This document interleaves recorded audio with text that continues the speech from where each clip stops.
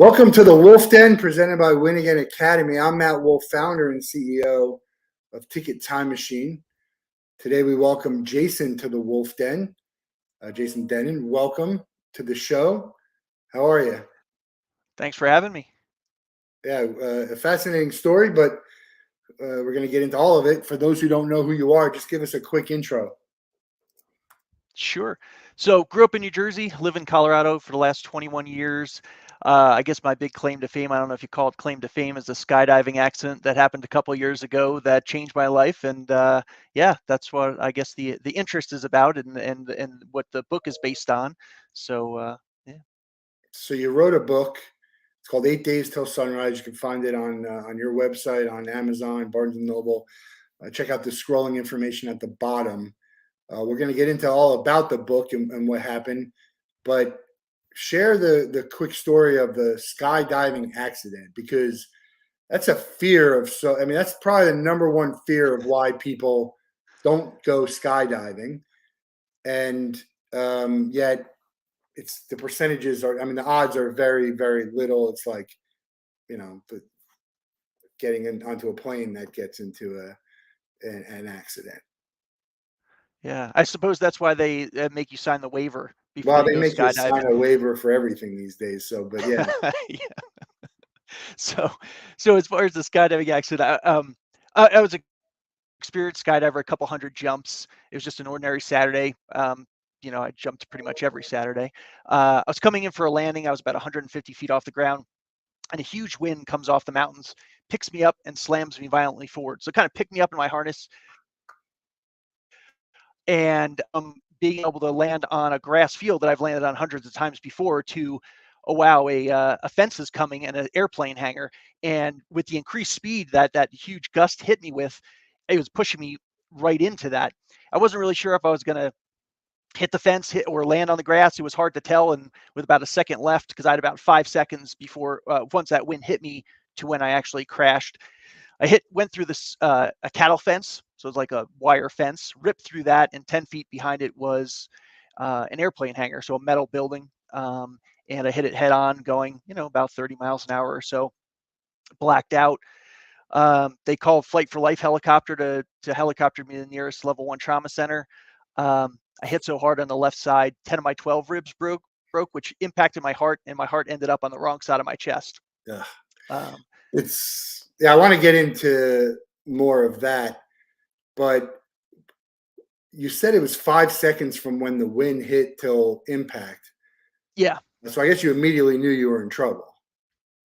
Well, I knew I could be in trouble. It was hard to tell because, you're going a certain speed before the wind hits you. It's a slight headwind, maybe 4 or 5 miles an hour. So you can kind of predict where you're going to land, and I was going to be fine. And then that wind from behind hit me so hard, it increased my speed greatly. And I was just like, well, I don't know if I'm going to land before it or not. So it was harder to judge because of the huge increase in speed. So you really didn't But know you were in trouble until it happened, then, almost, in a sense. yeah, because everything was routine before that. I was just like, oh, I'm gonna land just like I land always, and no problem. And then all of a sudden, yeah, that wind hit, and then you're like, oh, we may have a problem. And then 5 seconds later, you had the problem. Do you remember everything? Yeah, leading into the accident. Yeah, I remember everything. And once the impact hit, what happened? How were you feeling? What were your thoughts? Were you writhing in agony of pain, which I assume, crying, thinking you're going to die? What were your thoughts? Yeah, and to clarify, I remember everything until I hit the building, essentially. Okay. So when the wind hit me, essentially, I was like, I don't know if I'm going to land or not. And 5 seconds goes by pretty quickly. And I kind of just said, well, and when you're that low to the ground, 150 feet, you really can't turn, because turning means you collapse a part of your parachute, and that dives your parachute and creates the turn. So if you do that 150 feet, I would have dove directly into the ground, and I probably wouldn't have survived. So I couldn't really turn. So I just basically took a deep breath and said, whatever's going to happen is going to happen. And kind of counting down those seconds, it was just like, well, maybe I'll make the grid on the grass. And then it's like 4, 3, 2, and then 1 second I go, I'm carrying way too much speed. There's no way I'm not going to hit this fence. And when I hit the fence, it kind of went really tight on my chest right away and just broke, and then hit the building. Um, I thought when I hit the building, I said, I'm okay. I don't know why I would have said that. But months later, friends told me what I really said. The first people that came onto the scene and they started talking to me, I said, don't call anybody. Give me a minute. I'll be okay. And Hmm. I was completely blacked out when I did it. So I have no idea why I said it other than I was fighting for my life. And I was just like, it's kind of like when you get injured and you feel like if you jump up really fast, you're okay, Yeah. or it's not that bad. Of course, I wasn't jumping up in that situation, but I was laying on the ground broken. But that's the first thing that I said, that they told me months later that I had no idea I really said that. And what was everyone's reaction when they saw you? Well, so there was a tent where it had people not that far away that were packing their parachutes. So luckily, the first person there happened to be an EMT, and he just kind of told everyone they keep their distance, and they called 911 right away, and um, you know went from there. So he was First kind of look, they thought you were gonna. There's a chance, or they. I mean, what was there any feeling when they first arrived? other than me being badly broken. That's about it. I mean, I was in pieces, blood. I mean, I still have the jumpsuit. There's blood all over it. There was blood on my face. So they could tell I was broken because I had 20 broken bones. So they knew just by laying there I was in really bad shape, and they would later say I had trouble breathing. So they knew something was pretty. It was bad. Was it apparent how bad you were hurt physically aside from the blood, like looking at some, like we see these injuries in sports where like someone, they don't replay it because it's that brutal, like the bone goes this way. I once at camp saw someone, his kid falling, his like bone literally came out of this skin. It's a brutal, but was that you, or was maybe internal? Well, so bones didn't come through the skin. I had what they call a jumpsuit. So think of like a mechanic suit, like a one-piece suit. So that kind of contained most of, I guess, the destruction. I think it was, the way I was laying there. I'm sure they knew something was badly, badly broken, and just the trouble with me breathing was a huge indicator that something horrible had happened. So. Were you the first person to ever have this happen to at the jump site? No, there had been other deaths before, and even without deaths, there are injuries. Usually, when people are landing, twisting your ankle or breaking their leg and things like that. It's severe. Um, There were deaths there before, which is probably standard, right? I mean, you figure they're jumping thousands and thousands of people. Something bad is bound to happen. Almost doesn't matter what you're doing.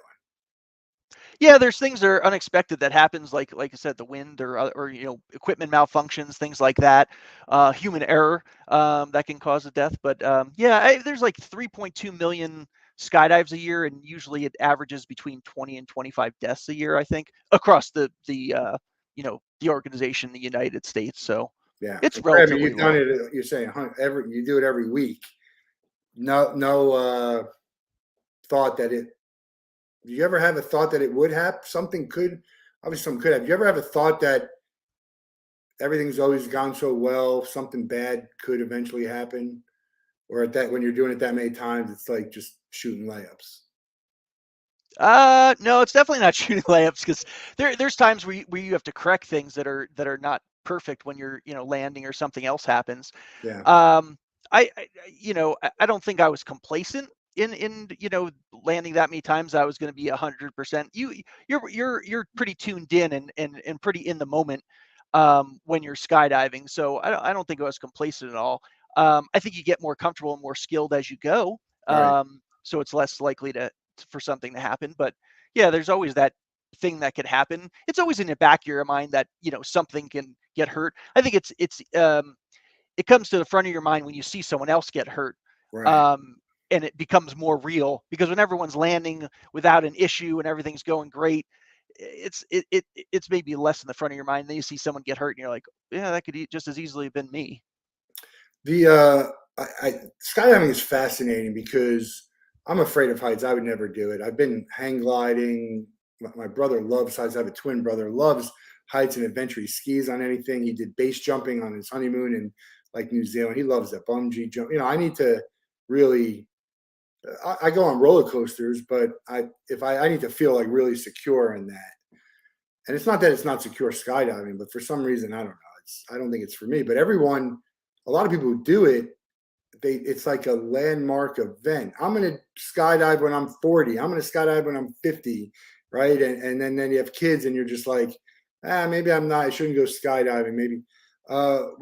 What's the reasoning? What do you think the reasoning behind that is? Because who cares if you're 38 or 42 or 41? I mean, what's the difference? If something bad happens, it happens. I guess people just want to say they reached a certain age. I don't know. Yeah. Well, I think it's different for people who are doing like a one time Yeah, versus that's what people I'm that talking do it a about. One. lot. But a one time thing, but I think it's just overcoming fear. Maybe Yeah. it's something they're really scared of, and makes them feel like they can get through other things they fear if they were willing to do that. For a person who does it one time, would be my guess. I want to get to the story and what happens afterwards. We kind of jump around a little bit on everything here. Have you been skydiving since? No, I haven't been skydiving since. Uh, when I was laying in that bed, not able to move for quite a long time, my family begged me not to skydive again. They said, "Can you do something else?" And there's a lot of guilt that goes along with the accident because I'm the one who decided to jump out of that plane, and they had to deal with the consequences quite a bit. So yeah, it was the guilt that I felt was horrible, and I was I, they worried that when I was jumping already, but I was like, could you imagine what they must have would feel like if I went back and jumped after this? So now Yeah, I haven't jumped after that. I see both sides of it because I'd see that more if you only had done it once and now you're just, but having done it so many times, it's like it was such a part of your life that I would think, okay, we get in danger's way every day. Basically, we hop in a car, we do whatever. But so I see both sides of it, but it's I get it. Yeah. Um, But but I think there's lots of other things to do. It's not like that. This was my only hobby for 20 or so years. I have lots of other hobbies, um, and I think you learn a ton, especially in the beginning. What no matter what you're pursuing. Um, so I mean, it's a period of your life that goes by, and you learn what you do. And I said it almost killed me, but it also saved my life at the same time. The things you learn from yeah, skydiving, but there's other things to do, and it's not like I'm sitting home and not doing anything. There's other pursuits.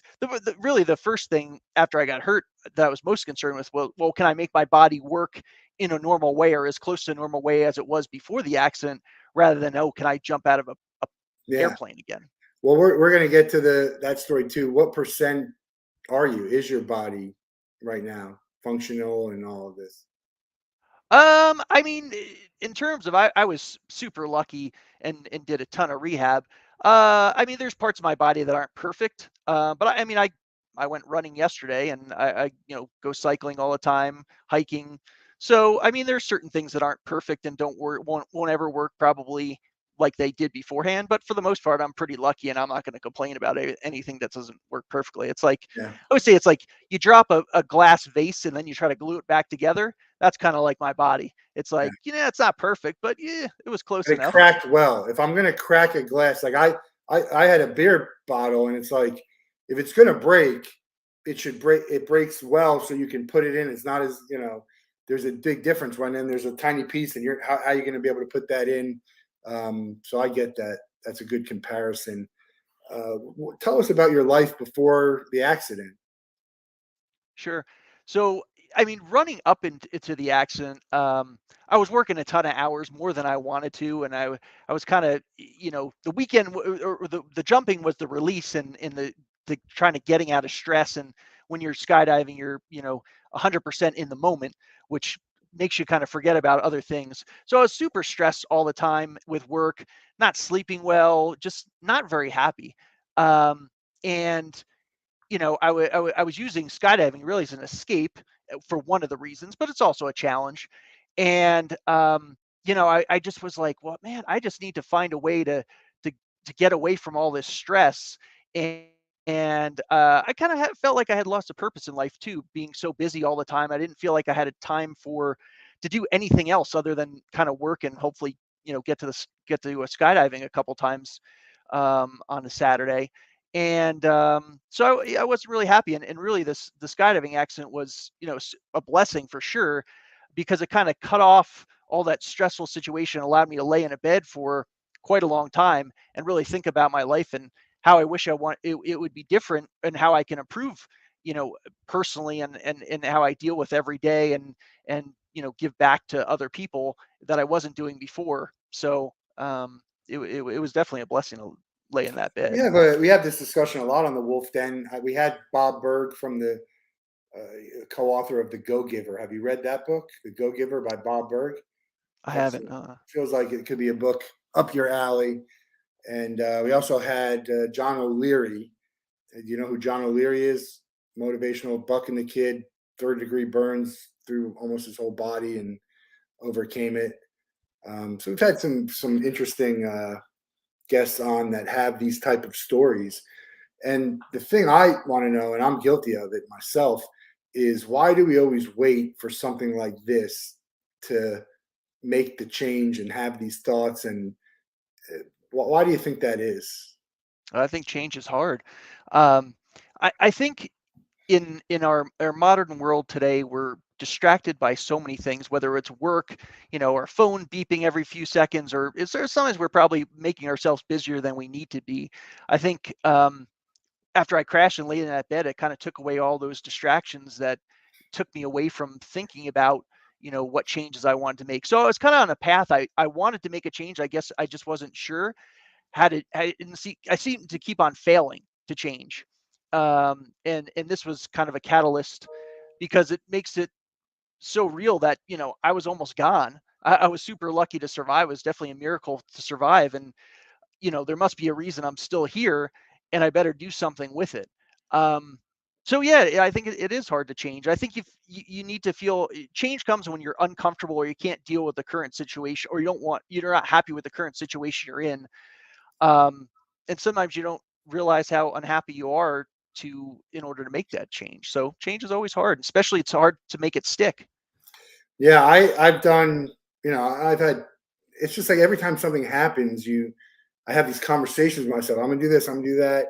And I've done some of it, but it just feels like we always wait, even in the political sense, which it shouldn't be, but the guns, like we're always waiting. The conversation's there, but then it like spikes and then it kind of goes down. So this is the stuff that we want to do, the changes that we want to make. It like spikes when someone we know might get sick, and then it kind of dies down. It's like now, today is the best day, always the best day to start whatever it is that you're wanting to start, not waiting for whatever, because we don't know what's going to happen, or what our time on this earth will allow us. Yeah, for sure. Yeah, it's something I think about often. It's just it's like we have this thing in our brain that's telling us, and it's the stuff that's fun. I feel like of all the ideas I had on things to do as a business or things to do, you just got to do it. It sounds easier than it is, but like you're going to hit a roadblock and just go. And there'll be other roadblocks, but once you've gotten past that big hurdle, that first one, you're thinking, it's probably much easier. Yeah. Yeah, there's no perfect day to start what you want to start, or have a change. And I always say it's all about that microscopic kind of goal you have each day. And if you do that little change every day for 30 days and then 60 days, and you realize, 60 days down the line, how much a difference just that little change or little improvement you made each day adds up. I think we're always looking for, and it happened to me too when I was injured, where you're looking for, like, I'm not going to just get up and jump out of bed, and as broken as I was, and I finally admitted to myself and let it go, and like, you're not going to just get up. And it's like, but if I find a way to get just a little bit better every day, it's going to add up over time. And that's kind of how I came back from it. So yeah, I think it's putting so much pressure that you're going to see some huge difference right away in anything in life, not necessarily the accident, but yeah, it's just about that chipping away little by little. Yeah, you talked about being in the hospital bed. I liken that, not the same, but it reminds me of COVID, because what happened was the world shut down, life slowed down. We had all this extra time to do whatever you kind of wanted to do internally or at home, and I thought it was great. I mean, I had a chance to just relax. And I talked to my, other people I know who are sick, just let's say temporarily, like, I couldn't get out of bed for like a week. And I'm like, man, that sounds awesome to me right now, because I've had small breaks of not having work, and you take vacations, but life just keeps going. It doesn't stop for you, regardless of what's going around you. So, to have an opportunity like that, while sure, you don't want to be lying in a hospital bed with broken bones and your heart in the wrong place, and not knowing what's going to happen, there is some, I don't know, there's some part of me that feels like this is good. I got to like really enjoy and take advantage of this while I have it. Yeah, taking advantage of it. I wouldn't say it was all joy laying there, but No, I mean, it maybe confront what I call uncomfortable truths about yourself. It's I always had defense mechanisms, I guess, for dealing with things like when I was laying in the hospital, it's like running or jumping out of a plane and things like that, temporary things that might give you an endorphin rush or something like that, that gets you away from really thinking about, your life and what you should be better at, or what steps you need to take to be better at things. So I think it was probably one of the toughest things that I went through, because it took away all those coping mechanisms that I usually use to get through life. But it was the best thing that ever happened to me, to really examine myself and, how could I get better going forward? What am I going to do different when I get out of the hospital and recover? give us the Cliff Note version of the hospital stay and the process that got you to being released. And when you describe it, I want you to tell me along the way your mindset on, I'm going to be okay, everything's going to be okay, I'm going to be recovered, in your thinking versus what the doctors are telling you.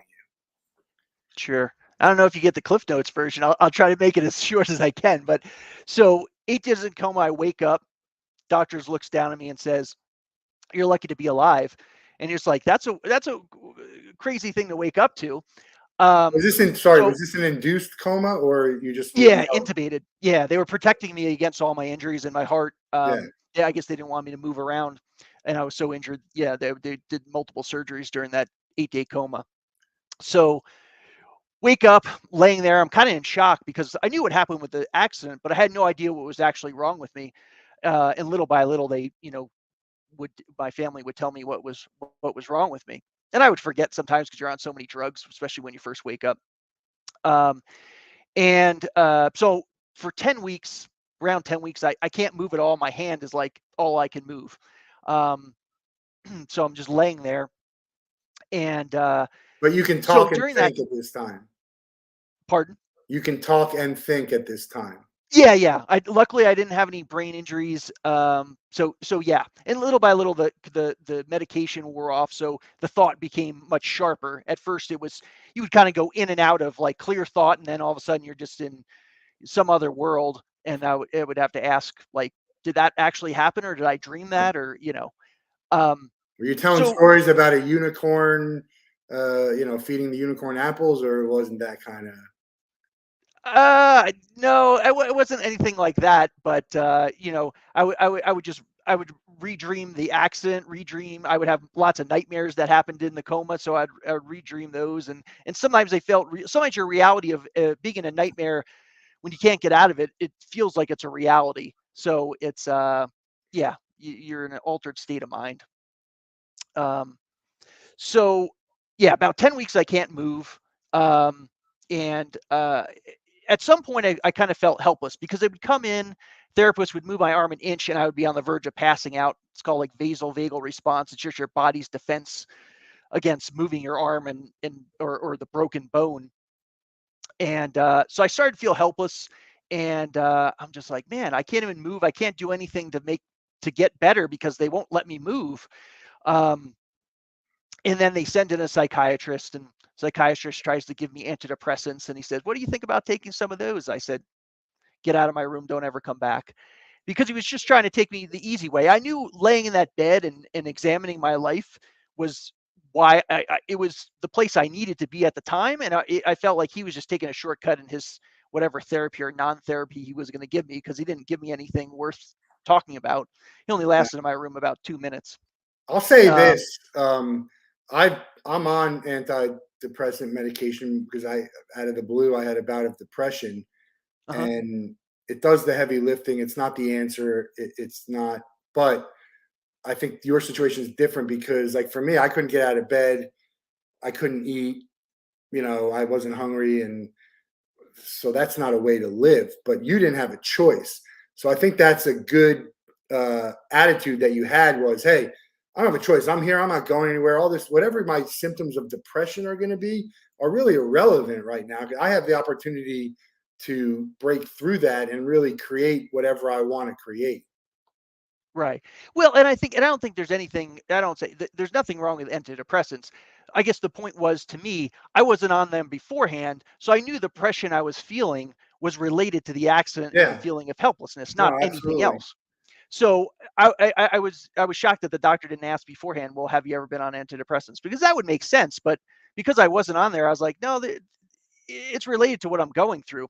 And I kind of almost had to hit a bottom before I'd come back up, I because mean, you who had to, wouldn't be depressed? right. So so at that point I was kind of like, I need to take control back, because I kind of felt like when I couldn't move my body, like I couldn't do anything to get better.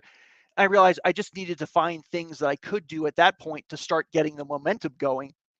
So I was like, well, my mind is finally clear, so I could train my mind, because I figured if I got my mind in the right place, it was going to lead my body when I was able to move more of that.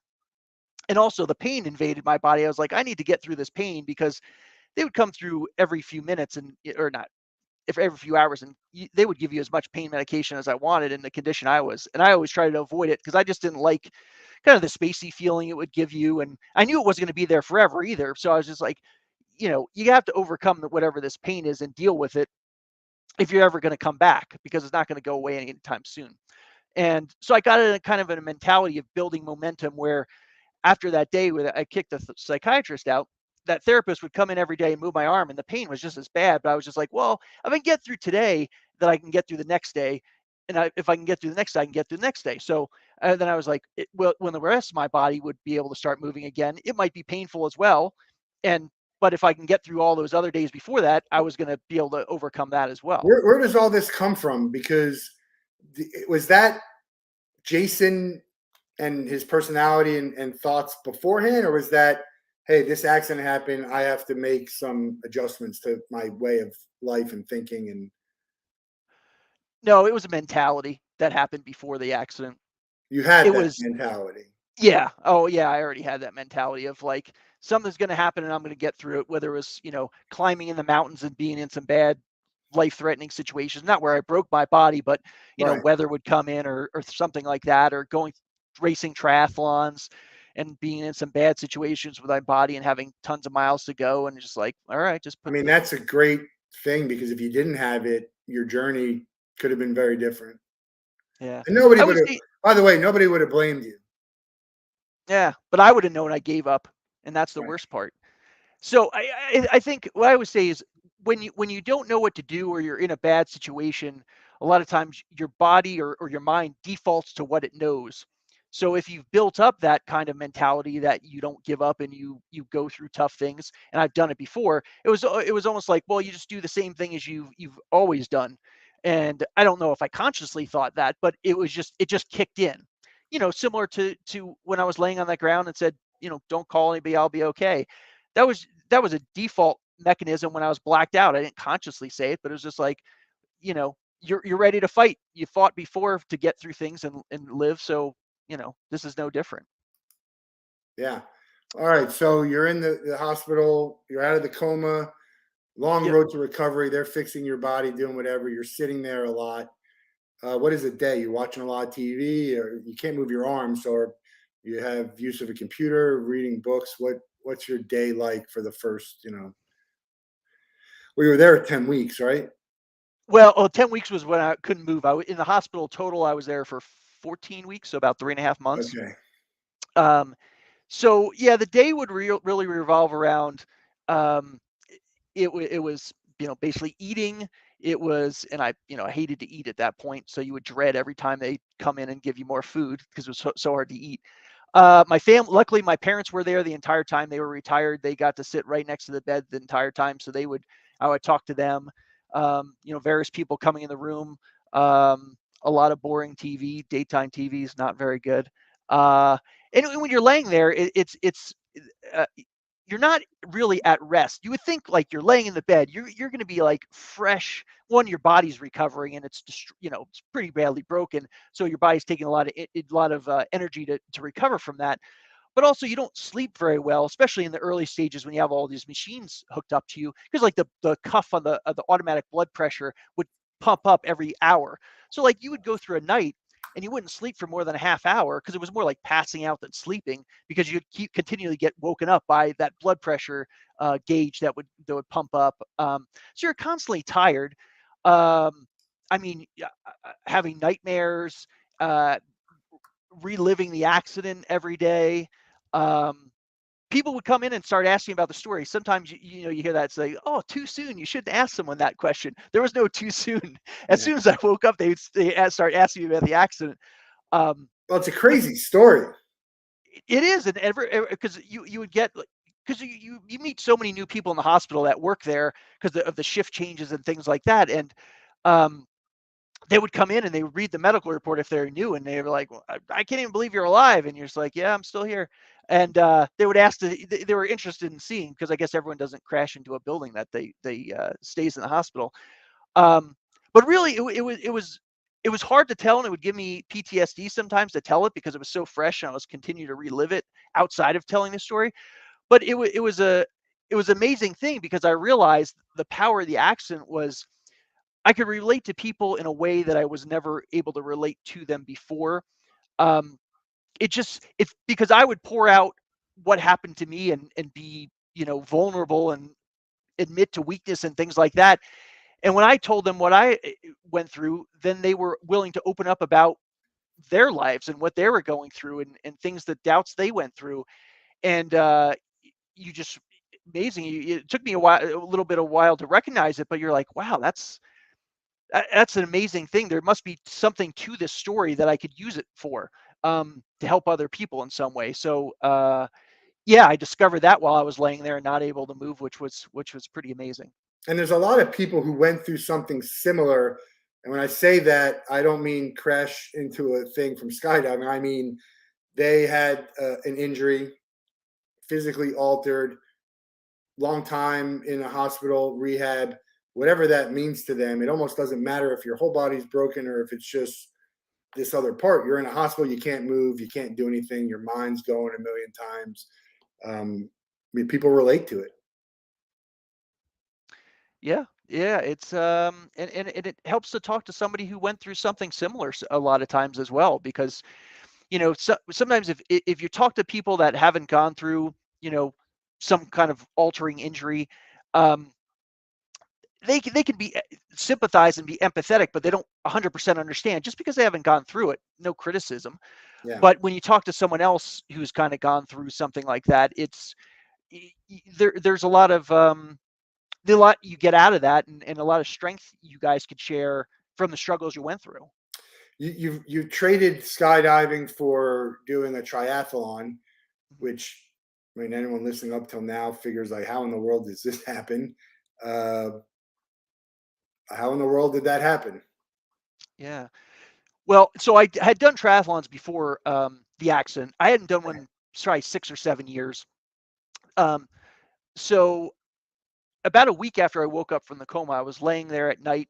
It was dark, and I was kind of like thinking, I was like, well, what does recovery mean to me? Because I'm a pretty goal-oriented person, and that's what I'm usually my best at when I have a goal to strive for. And I kind of was like, well, what am I going to do? What does recovery mean to me? I was like, well, if I do a triathlon, it means my lower body works, my heart works, my arms, because you can't really hide any broken body part. So that's why I kind of set that out there in the future. And I had no idea how long it was going to take, but I just thought I needed something to strive for. Um, as in part of the recovery process. So that's where I came up with it. In terms of, and I thought when I was laying there, I was like, it's going to be 2 years. I don't know where I came up with that. It might have been the Yeah. drugs, but so I get out of the hospital eventually. And one of the things that what I asked the doctor was, I was like, well, when do you think I'm going to be able to run again? And he was like, you may never run again because your injuries may be too painful. It just might not be in the cards. So he hadn't realized that because I never told anybody that I was going to do triathlon again. I kept it to myself because I didn't want to hear the, people patting you on the back or on the head, like, oh, that's going to be wonderful. It's like, Yeah. it's like, I'm doing this because I want to do it. And that means recovery to me. So I didn't want to hear anybody's Yeah. feedback. So that doctor says that, and I'm like, all right, we'll see. So Challenge accepted, like Barney yeah, I would put it in the say. back of my head. And I asked him that question before they approved me to walk for the first time. So he was like, I can't understand why you even asked me that question, but I guess he didn't understand the mentality. Mm. So I get out of the hospital, finally get the clean bill of health as far as the X-rays on my lower body that I'm healed after about 6 months. And I said again to this doctor, I said, well, can I try to run? And he said, I mean, if you want to try, he's like, it's not going to feel like your leg. So I went home and I tried to run and I got like 50 feet. And I was like, okay, well, tomorrow I get to go 100 feet, the next day 150 feet. And I was just going to build it up over time to make that little improvement every day.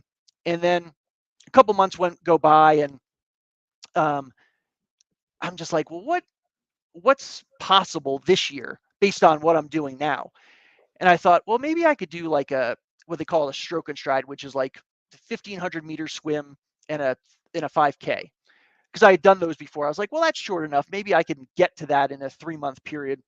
So I signed up for that, and I'm preparing for that. And then a week later, I'm just like, yeah, that's great, but maybe I'm capable of more. And so I was like, I'm going to do the triathlon. I'm going to, and it was like a 0.9 or 1,500-meter swim, 30-mile bike, and a 6.2-mile run. And I didn't realize I could do it or not. But instead of waiting 2 years, what happened was I did it in 1 day short of the 1-year anniversary. And the reason that happened was I was talking to my mom one day, and she's like, you're running? She's like, I knew you would do this, but like, isn't this a little bit fast? And I was like, yeah, Mom, but I've been doing it for a month, so I should be okay. And I thought she was just being my mom, and she was, sort of being, concerned, which I could understand. I did hit a building. But she's like, well, I'm always scared that you're going to get hurt, because what we never told you, and what the doctors never told you, is well, about a week after you woke up from the coma, they predicted you wouldn't walk for at least 6 months because of all your injuries. And I wound up walking in 3. And they're like, you're not going to go back to work or, do anything, work related for at least a year. And I went back in about 7 months. So I thought, well, if I did everything twice as fast as they thought I was going to do it, well, maybe I could do the triathlon in twice as fast as even I predicted. So that's why I kind of signed up for the triathlon. You feel I like didn't you knew it should was. know. You have an idea. Well, I'm wearing the Same Here endurance team hat. Same Here is the mental health organization that I champion for, with the hashtag 5 and 5, meaning everyone has some sort of mental health issue that they're dealing with. My brother is a triathlon. He's an Ironman finisher, and he was running for Fuck Cancer, but then decided to create a Same Here endurance. The organization, we are all a little crazy. And so he started this endurance team to support basically what I was going through. Same Here has gotten pretty good with Eric Kusin. They did a day at the Mets. They have a day at, and all they're getting really involved in that. And so we've had some endurance athletes on here. And the crazy thing to me is you never actually complete whatever you're about to complete in your training. And so, but you kind of have an idea you can do it, because if you run 10 miles instead of 13, or 20 miles instead of 26. So you kind of have an idea about it. And I think that's probably what you felt is your training for it. You're like, yeah, I can do 5 miles. I can do 6 miles. Yeah, well, there was a question whether I could put it all together, because there was about a 3-month period from when I decided I was going to try this until I actually did it. And I hadn't swam because I had to go for additional surgeries on my elbow. And I just got cleared when I just that 3-month period to start swimming. So I hadn't swam at all. I had just started biking. And I definitely didn't do that whole distance before the race. So it was an unknown whether I could I knew I could do all three separately, but whether I could do all of them together was a definite question mark. So when did you know you could do it? Actually, I Uh, guess I mean, I the assume you day I did did. it. The day you did it was when you knew. Yeah, yeah, the day I But did. you still had Because doubts, uh yeah, I mean, small there's doubts, always a doubt, and that's why right? you do it, Yeah. right? Because if I knew I could do it, well, then after a while it gets boring. You might be able to go faster than you did Well, before, I don't know. but You skydive 200 times. Why do you do it? You enjoy doing it. well, you learn something different a lot of times. So I think you It's can not always learn the that same too lesson in that a you learn. triathlon, I would think. Well, yeah, I wasn't sure. I wasn't sure, and that's the reason I did it. So yeah, I wasn't 100% sure I could do it. And the day of the race was a pretty brutal conditions. There were worst conditions I've ever raced in, and I've Mm. done I don't know how many 30 or 40 triathlons. You finished it. Have you done any more, or that was it? Yeah, so I did two more that summer after that. Um, and then since then, kind of COVID shut things down, and I've still been running and riding my bike, but I haven't raced again after that. Have you done an Ironman? Yeah, 5 of them. 5 full or Yep, half or full. combination? So you've done Yeah, 5. 5 full and I don't know, 15 or 20 halves. Oh, geez. Is there any want to do another one now in your condition? I think there's other. I think one thing you can do, and I'm a let's see, sort of an obsessive personality, I guess you could kindly say it. So I know what Ironman does to you, and the obsessive nature of what that takes to get to that race day over a long period of time. And I think it can take you away from other things in your life. Yeah. I've experienced and done lots of years of triathlon, and I can tell you it can take you away from other important things in your life. And Yeah. part of the accident and all going through that focuses you on other things that are important in life. And so if that hook goes in my mouth, that could take me away to down another path again. Yeah. Uh, so I mean, there's other things I do. I mean, like the 5-year anniversary of the accident is coming up on June 23rd. So I am every day, every year I have this holiday I made up called Coming Back to Life Day, where I celebrate and do something physical where someone had predicted I'd never do it again. So this year for the 5th anniversary, I'm going up to climb a mountain in Rocky Mountain National Park in Colorado, up a ice couloir. And it's the first technical climbing I've done since the or will do since the accident. I've done other hiking and things like that, but this is more technical, crampons and ice axes and things like that. So yeah, I'm celebrating it this year. So I guess I have other interests and It's a other things great I do. thing to do. John O'Leary, as I mentioned, you should watch his episode, but he also has a short video called Jack and the Kid, and he celebrates the day anniversary of the burn. I think it's a great thing to do, to celebrate and just sort of embrace it. And this is, it's a part of your life and what made you where you are today, and your story is not over yet. Um, but speaking of story, tell me about 8 days till sunrise. When did it come to your mind? What was your goal in doing it? Right, you're a goal guy. What was your goal in doing it, and how's it going? Yeah. So the goal is to help other people. So it's kind of sharing the things that I use to get through my challenges to recovery. It talks about from the beginning and end, from hitting the building to coming back to the triathlon, and kind of goes on beyond that of what I'm trying to do after that. So it, because it doesn't matter if you're getting a car accident or whatever challenge you're going through, um, they're all the same.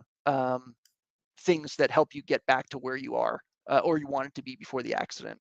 Um, so it's about getting through difficult things, and that was the goal, just to help other people. I think I have a unique perspective from going through what I went through to talk to people. And it gives me a confidence to talk to people that I wouldn't have known how to talk to before, because it's like I had to go through the toughest thing in my life and recover from it before I could understand someone else going through the toughest thing in their own life. Um, When did you think of writing the book? well, I was at a speaking engagement, because first I thought, I just speak to people and help people that are going through things. And I finished up, and then someone came after the talk and said, well, my friend's really struggling with opioid addiction, and I think you had a lot of good things to say, and I wish they were here or they aren't, but do you have anything that you can give me to give them that same message? And at the time I didn't have anything, and I felt like um, I was missing out, because maybe I could speak at lots of different places, but if the right people weren't there that really needed to help the most, then I was missing out on my goal to help people. So on that drive home that day, I was like, well, maybe I should write this down. Because if I had something written down in a book, I could have just given the book, and they could have, read it in their own time, whenever they wanted to help them out. So that's where the birth of the book was. I had no intention of writing a book before that, but if there was a need to help out someone else, then it was worth doing. So And what message do you want people to take away most from reading this book? yeah, well, I think we have strength inside ourselves that a lot of times we don't give ourselves credit for. Like someone else has something we don't. You see people often say that, whether it's a CEO or something, well, they have something I don't have. Well, it's not true. You have an amazing strength within yourself, and really, the key to getting through difficult situations is really building a foundation of getting through other things. Someone once told me, they said, well, now life's easy for you because you got through this. I said, no, just getting through one tough thing just prepares you to get through something else that's Yeah, you're difficult. more It just, prepared to like right. whatever's going to happen. You can almost be like, well, it's not as bad as this. But everyone has that. I mean, we all have Yeah. something that happened in our life that we can compare. Maybe not to your extent, but I have stuff when sometimes like, well, I've been through a lot worse. It doesn't mean it's not bad. It doesn't mean it's not going to be difficult, but it's just how you prepare yourself to try and get through it, or to at least convince yourself that you will get through it and along the way. Yeah. Now that things become less, um, the mountain's not as high as you thought it would have been before, after you've gone through a couple things. And it's like, well, yeah, I've been through tough things before. This is just one other thing I need to get through. Christian is Ross sends me a thing. It's the first word Uh-huh. that describes you. Yep. Was that the case beforehand?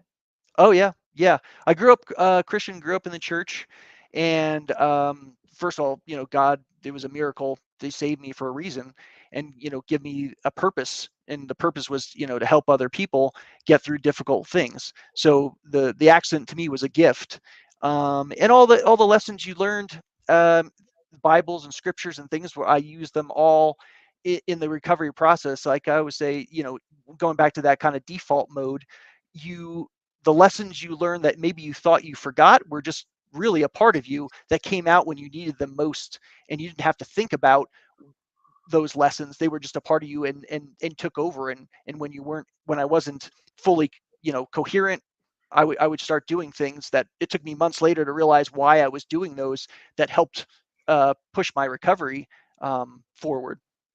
So yeah, that was a big part of my I life. mean, Go ahead. it worked out for you, but it's like I'm Jewish. I'm more spiritual than religious. For me, it's a matter of it's really my race and my culture. So I don't necessarily believe all the stories that were told, and don't believe in a higher power necessarily, though something's going on somewhere. But the same people who have that faith and that belief are also facing tragedy.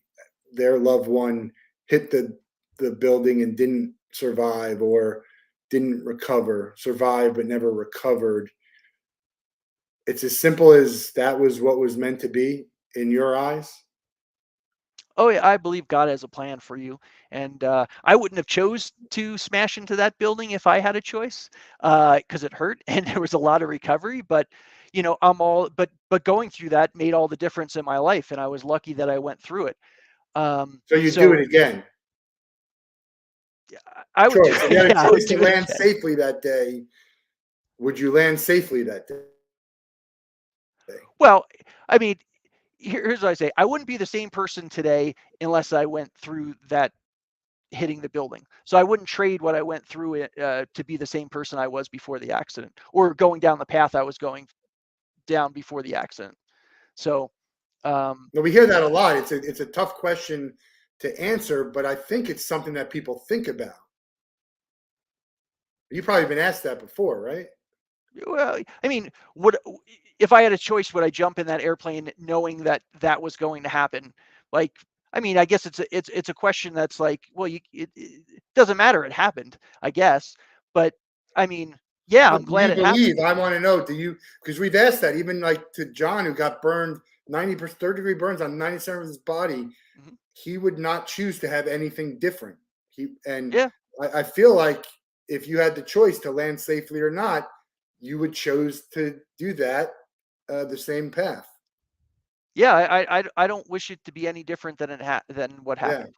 I mean, there was certainly struggle, and you like it's easy when you step away and go, well, of yeah, it course. was These are it was horrible. The pain was horrible. It was brutal to go through that, but I'm 100% uh, that it was the best thing that ever happened to me.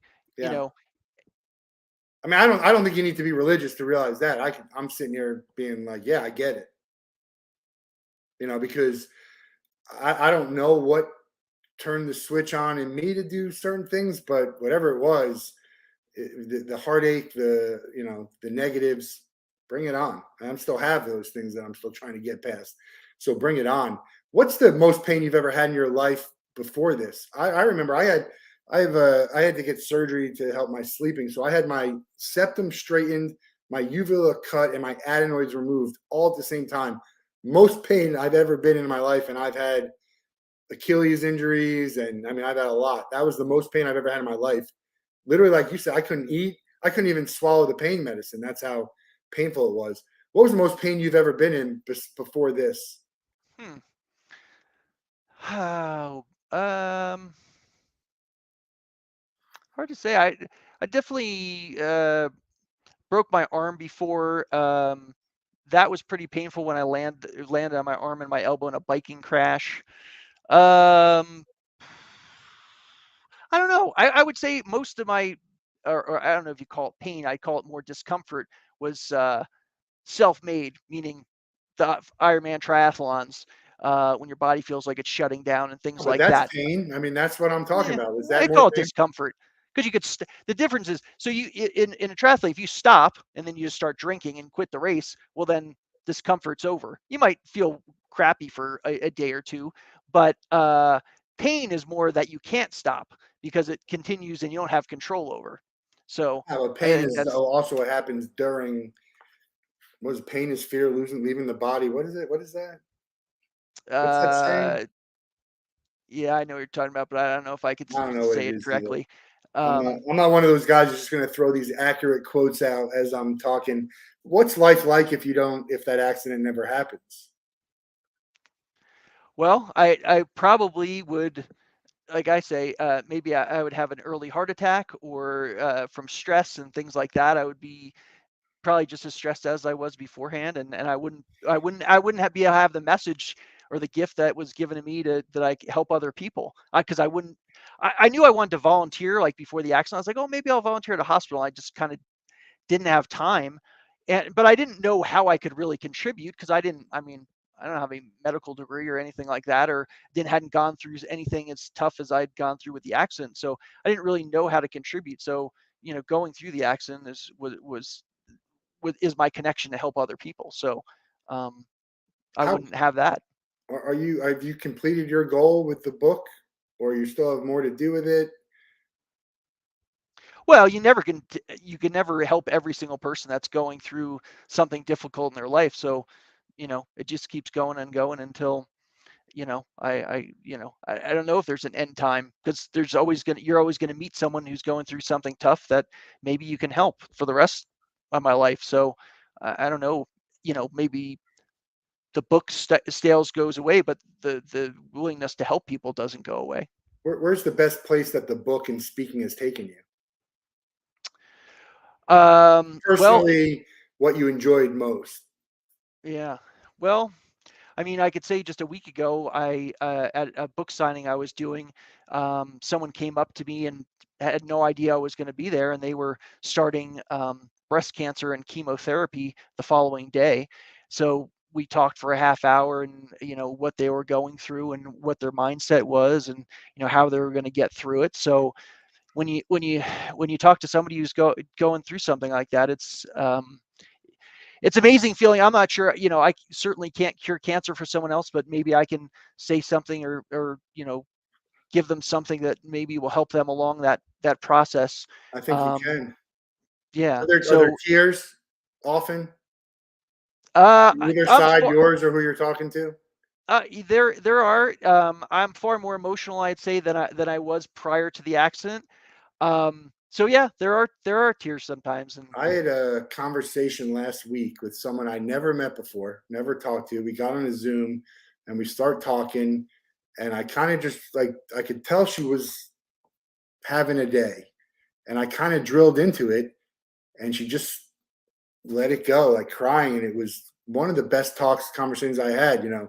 Just to be able to have that conversation with a stranger and sort of let stuff go because you can't hold that stuff in. It's bad. I hold very little stress in my life. I probably should worry about things more. So that's not always the best thing in the world, but it's certainly better than having over stress. So what stresses you now? And what do you what about those conversations? Like what do those conversations make you feel? Obviously, satisfied that you're helping, but what else? yeah, well, I mean, I guess I'm humbled that someone is willing to talk to me about the tough things that they're going through, and it's a huge responsibility. So I mean, I know you call it stress, but you're just like, this person is sometimes looking for you to guide them through that difficult time and give them an encouraging word, and give them strength. So I think it's a big responsibility. Yeah. And you have to watch what you're saying to someone, because you don't know exactly what they're going through or how their mind works compared to how it worked for me. Um, What so you stresses you know, out today? You said you had a lot of stress. Now you don't seem to have much stress. What stresses you out these days? oh, I wouldn't say I don't have any stress. No, I know. I I, said, well, I I think I, what's I that? I think I handle it better than I did Oh, before, that's important. for sure. I mean, I think it's any other stress that anybody else goes through. I mean, you still have, um, you know, things you go through in life, and work stresses, and things like that. I mean, I think one of the stresses somebody that go through is like, I promised myself that I would be better and do better for other people after I get through this accident myself. Am I living up to what I said I would do? Am I personally? Am I still willing to be vulnerable? Still talking to people about difficult things they're going through, whether it's somebody I personally know, or somebody that I don't know that maybe is coming at a book signing, or I come to speak to. So, am I living up to what I said I wanted to do to help other people and be better in my own life? So I think that's always I don't know, stress. It's a pressure you put on yourself, but a pressure you have to put on yourself um, to make sure you're living up to what you said you are. Be the Yeah. person you said you want to be. Are you? This is. It might be an awkward question. Are you happy with what you're doing at work and in life now? Because you weren't. You were on that trajectory.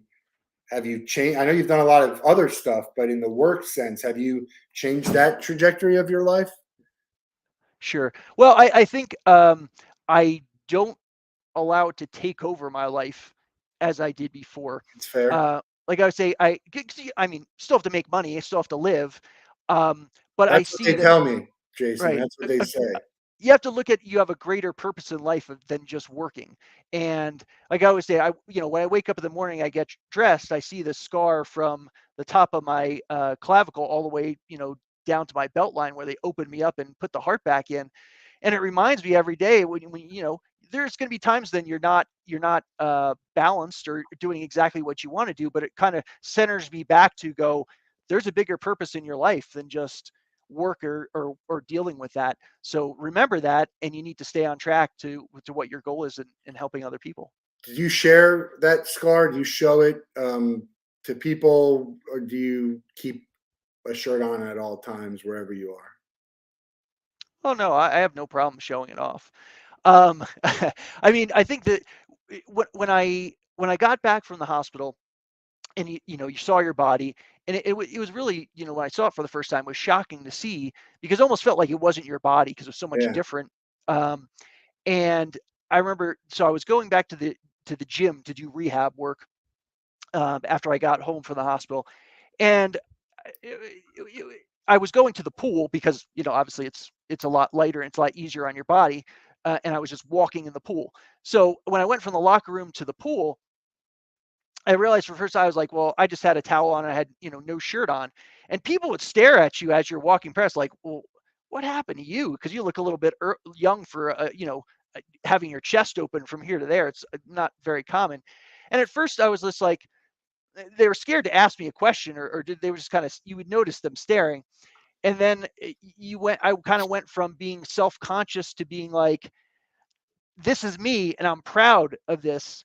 I got through this.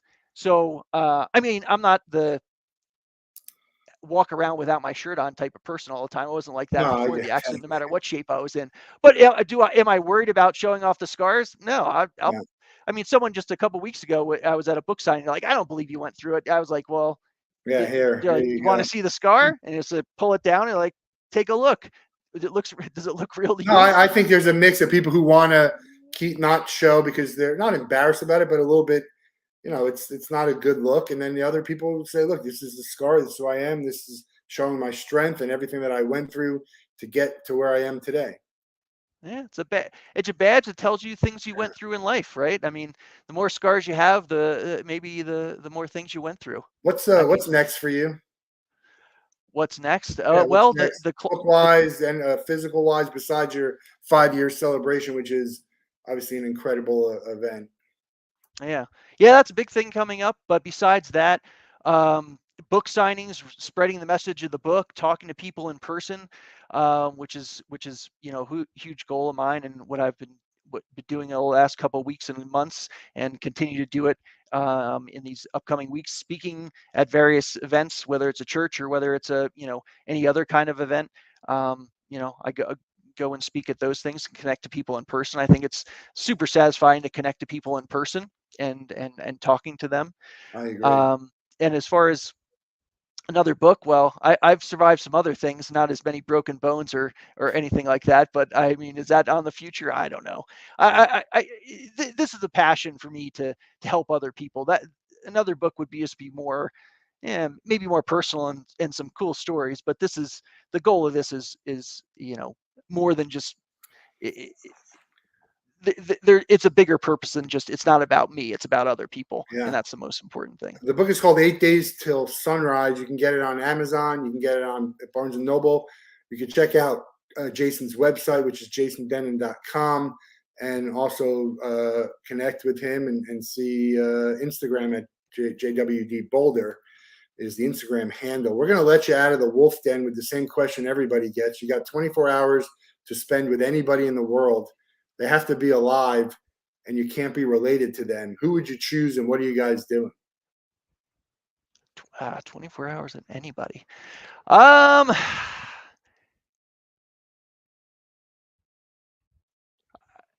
do I get another day after the 24 hours, or is the life ending after the Oh no, 24 you're. hours? This is just in the course of your regular day. Oh, I was going to say we base jump off a mountain if we don't know if the life or death doesn't matter at the end, No, because this is my last 24 hours. no. But I don't know if I have a specific person that I really want to hang out with. Um, Who comes to that's not a mind? family So member. no celebrity or Yeah, athlete or I'm inspirational uninterested in person. celebrity. I'm uninterested in celebrity or I like watching sports, but I have no interest in actually hanging out with any of those folks. I mean, unless we had some sort of connection, then I'm fine with that. But no, I would just take that Someone who might 24 be able to hours. help you spread your message further. An inspirational speaker. Yeah. I don't know. I'd say the 24 hours I'm spending with my friend on the 5-year anniversary when we're climbing the mountain is the person I want to spend time with, because that friend means a lot to me. So them sharing the climb with me means the world to me. So uh, I chose that person specifically to do the climb with. So I'll stick with that person because they stuck with We me had the going through the Pope ups and mentioned. downs. The Pope was mentioned either last week or the week before. No interest in hanging out with the Pope. If we could connect to more people and help more people, then I, sure, I I guess would I could think hang you out with the could. Pope. But Yeah. All right. We'll let you off the hook here. Yeah, 8 days till sunrise. Check out the book. Check out the website. If he's coming to a city near you, go ahead and meet him. You can see the scar and hear the story. And I think it's all about helping others, spreading the word, helping others, finding a way to make the world a better place and to make people's lives better. You just never know what it means. It could just be a smile walking past someone when you're out in public. Who knows, right? So check that out. Really appreciate your time here, and looking forward to seeing what's next. It's an incredible story, and I think you've already helped a lot of people, and I see you helping a lot of people in the future. So thanks again for joining us. thanks for having me on. I greatly Yeah. appreciate it. We got more guests next week in the den, but until then, have a great night. Do something fun, do something good, and we'll see you soon.